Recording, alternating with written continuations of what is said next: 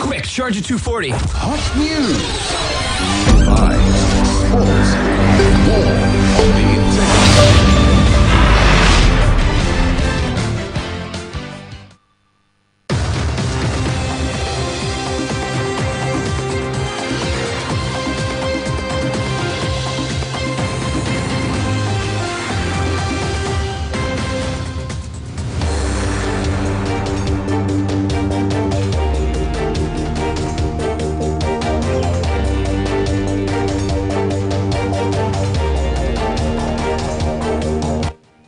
Well, good morning and welcome to the first edition of Business Splash for this week on Splash 105.5 FM. I am Charity Jerome. In this package, we have for you stories on the Nigeria Customs Service, petrol subsidy, NAFDAC, building collapse, as well as some stock reports.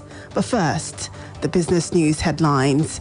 LCCI advocates dispute resolution framework between customs business community.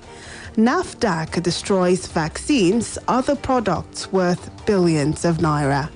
Petrol subsidy to gulp 102.96 billion naira in March. And NNPC subsidiaries get 7-day ultimatum to appear before House of Representatives. Details of these and more coming shortly. The Lagos Chamber of Commerce and Industry, LCCI, has urged the federal government to create an independent dispute resolution framework to manage conflicts between the Nigeria Customs Service and the business community. The Director General of the LCCI, Dr. Muda Yusuf, in a statement made available to newsmen in Lagos, said a presidential intervention had become inevitable, especially with the onset of the African Continental Free Trade Area, AFCFTA. Yusuf said the disputes were on matters of product valuation and harmonized system of product classification as experienced and reported by investors in the Nigerian economy. He said that a major shortcoming in the nation's international trade process was the absence of an independent, credible, and prompt appeal mechanism.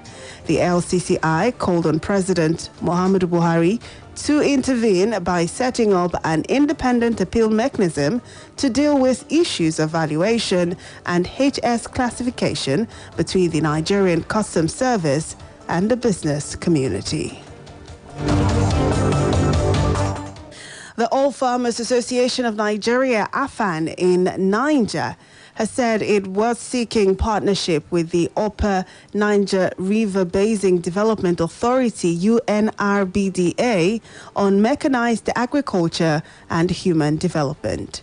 Vice Chairman of the association, Mr. Abdul Rahman Yusuf, said this in an interview in Mina and explained that the idea was to create more jobs, increase the livelihood of the farmers, as well as scale up food production in the state. When concluded, Yusuf said the partnership would give members of AFAN the opportunity to utilize the vast irrigation systems established by the river basin across the state. He said that the lands would be utilized for the cultivation of dry season rice, maize, soybeans, vegetables, cowpeas, among others. The vice chairman, however, appealed to the Federal Ministry of Agriculture and Rural Development, the Central Bank of Nigeria, and the state government to always provide farmers with inputs and implements for dry season farming on time. And coming home now, Oyo State government has reiterated the need for all stakeholders in the agricultural sector to cooperate and collectively work with the present administration in order to widen and also transform positively the present state of the sector in Oyo State. The state governor, Engineer Seyi Makinde, made this known in Ibadan, the Oyo State capital, while officially welcoming Eat Rich Farms to the agricultural value chain in the state. Governor Seyi Makinde, who spoke through the State Commissioner for Agriculture and Rural Development, Mr. Muyiwa Ojedoku, noted that the state at the moment needed more stakeholders to collaborate with government as it believes in partnerships adding that the agric sector, with collaboration from stakeholders, has vast potential to transform Oyo State positively. He said the present administration, with special interest in agriculture, had been doing a lot to ease the burden faced by farmers in the state, especially the movement of farm produce from the production point to the markets. We are so delighted to host them in Oyo State. We know that this will go a long way in contributing to our aspiration as a government. We really desire to promote a private sector-led economy, an economy where people will be able to express their potentials, people will be able to bet their visions and their ideas.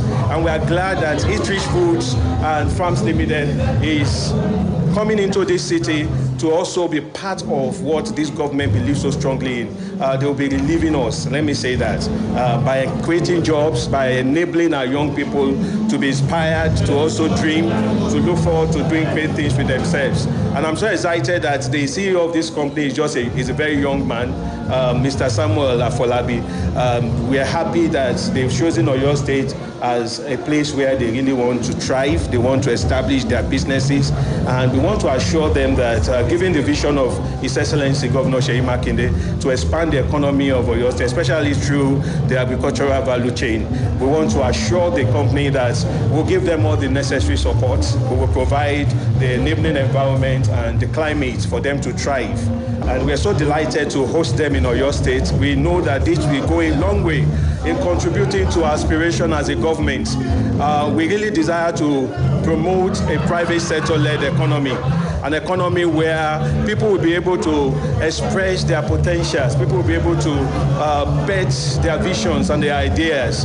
And we are glad that Eat Rich Foods and Farms Limited is coming into this city to also be part of what this government believes so strongly in. They will be relieving us, let me say that. To other news now, the House of Representatives Committee on Public Accounts Committee has issued a 7-day ultimatum to heads of the 17 subsidiaries of the Nigerian National Petroleum Corporation, NNPC, to appear before it or risk being arrested by warrant of the House. The Office of the Auditor General of the Federation had in its audit queries accused the NNPC subsidiaries of failing to render their audited accounts over the years. Those with queries against them include the Nigerian Petroleum Development Company Limited, the Petroleum Products Marketing Company Limited, the Petroleum Products Pricing Regulatory Agency, and the NNPC Retail Limited, the National Petroleum Investment and Management Services. The committee has been holding investigative hearings on the audit queries issued by the Office of the Auditor General of the Federation against the ministries, departments, and agencies of the federal government. Repeatedly, the committee had summoned the Group Managing Director, NNPC, Mr. Mele Kyari, as well as head of the corporation subsidiaries, asking them to respond to the various audit queries issued by the Office of the Auditor General of the Federation. Chairman of the committee, Oluwole Oke, while giving the ultimatum due to non-appearance by the management of the subsidiaries on Friday, threatened that the panel will be forced to issue arrest warrants against the heads. The National President, Nigerian Institute of Building, Kunle Awobudu, has said that investigations into incidences of building collapse in the country reveal inappropriate management of building production process on sites as a major cause of building collapse. He spoke at an event organized to remember school children that died in a collapsed building at Itafaji, Lagos Island in 2019 and victims of other building collapses in Nigeria. At the event, he recalled that on March 13, 2019, a 5-story building collapsed at number 63 Masi Street, Itafaji, Lagos Island, killing about 20 occupants, including many pupils. Awobudu said that the outcome of many investigations on collapsed buildings has identified inappropriate management of the building production process on sites as the major problem.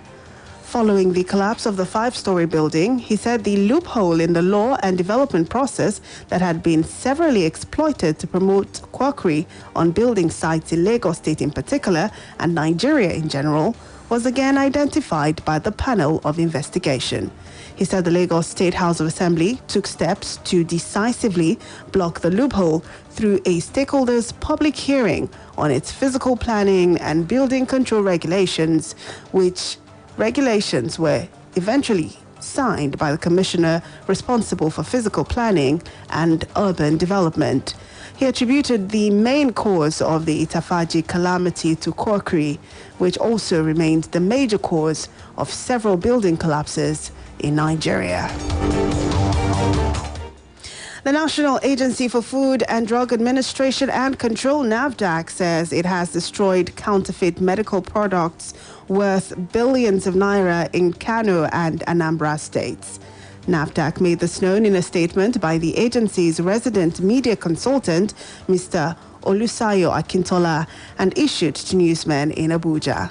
Akintola said products destroyed by the agency were drugs, vaccines, cosmetics, and expired food items in 3 geopolitical zones of the Northwest, Southeast, and South-South. He noted that the NAFDAC Director General, Professor Mojisola Adeyeye, had also warned that henceforth there would be no hiding place for the merchants of death who derived joy in unpatriotic acts of circulating expired products. The consultant said that the products were seized from manufacturers, distributors, and importers and all handed over to the agency. He said some of the products destroyed, such as unregistered drugs, improperly stored vaccine, and tramadol, were confiscated by the Nigeria Customs Service. He listed others as Rohypnol, intercepted in Benin-Asaba Expressway, and other fake medical products intercepted at different times.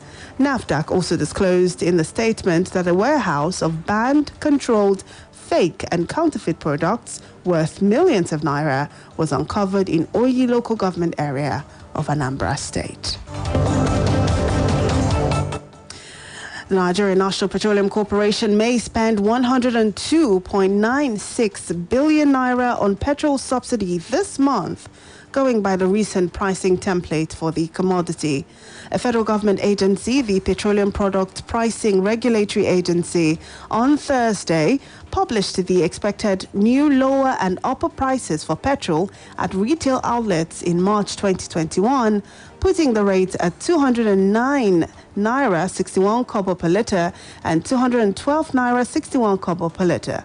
It also put the ex-depot price of petrol for the month at 206 naira 42 kobo per litre and pegged the expected landing cost at 189 naira 61 kobo per litre.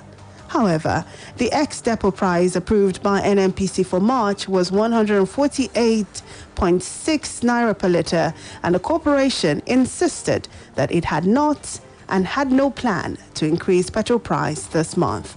NNPC's spokesperson, Kenny Obataru, stated that the pump price of petrol was not reflective of the true market price, meaning that the commodity was being subsidized by the corporation. Well, it's now time for us to link up with Femi Ojo for Stock Exchange reports. Total wrap-up of trading activities on the floor of the Nigerian Stock Exchange all throughout last week. Our total turnover of 1.675 billion shares worth 23.541 billion naira and 21,732 deals were traded by investors on the floor of the exchange, in contrast to a total of 2.092 billion shares valued at 29.744 billion naira the exchange, hence the previous week in 24,238 deals. The financial service industry measured by volume led the activity chart with 1.200 billion shares valued at 10.272 billion naira traded in 12,518 deals, thus contributing 71.64% and 43.64% to the total equity turnover volume and value respectively. The consumer goods industry followed with 110.564 million shares worth 3.577 billion naira and 3,234 deals, while the third place was the industrial goods industry with a turnover of 99.761 million shares worth 5.322 billion naira and 1,309 deals. Trading in the top three equities, namely United Bank for Africa PLC, FBN Holdings PLC, and Zenith Bank PLC, measured by volume, accounted for 524.548 million shares worth 5.957 billion naira in 5,346 deals, contributing 31.32% and 25.30% to the total equity turnover volume and value respectively. In summary, we have 35 equities appreciated in price during the week, higher than 14 equities the previous week, 38 equities depreciated in price, lower than 71 equities the previous week, while 89 equities remain unchanged, higher than 77 equities recorded the previous week. That was a summary of trading activities all throughout last week on the floor of the Nigerian Stock Exchange. Join me on Wednesday when I bring you the outcome of today's trading and that of tomorrow's trading. I am Femi Ojo. Have a productive week. Well, that's it on Business Splash for today on Splash 105.5 FM, your integrity station. Join us again on Wednesday for another fresh edition. My name is Charity Jerome. Good morning and thank you for listening. Quick, Charger 240. Hot news, cool vibes, sports.